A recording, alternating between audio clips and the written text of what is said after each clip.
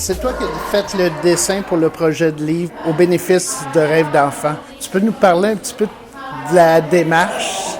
Ce que j'ai voulu représenter, c'est les rêves, parce que c'est un rêve d'enfant, c'est qu'on voit un enfant, puis les arbres, ça représente la vie.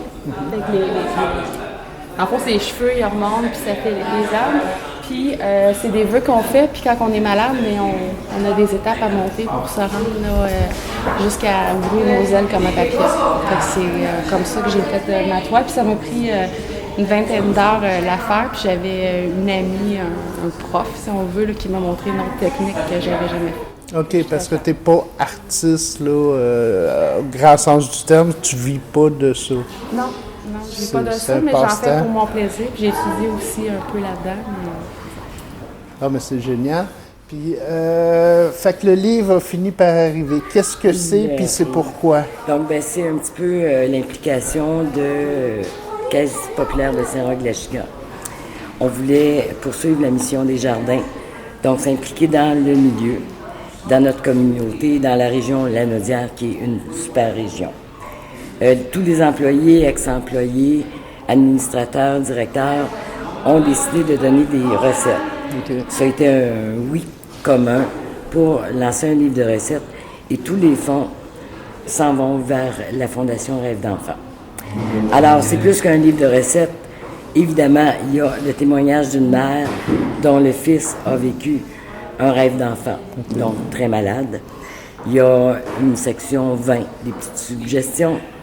On a des citations, évidemment, du site Internet de Rêve d'enfant, des citations sur la nourriture et une petite histoire inventée de toutes pièces, qui peut-être un jour va avoir une suite en roman, on ne sait jamais.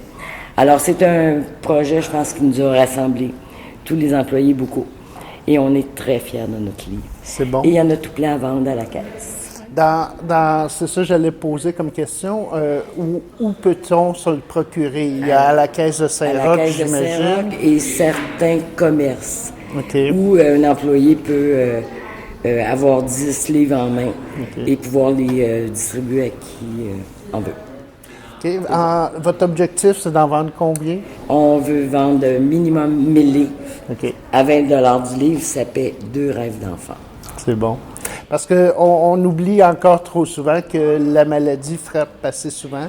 Oui, il y a des améliorations au niveau de la recherche, il y a des améliorations au niveau des chances de survie après les traitements, mais vivre les traitements et tout, c'est quelque chose de vraiment une grosse expérience là, qu'on ne souhaite pas à grand monde.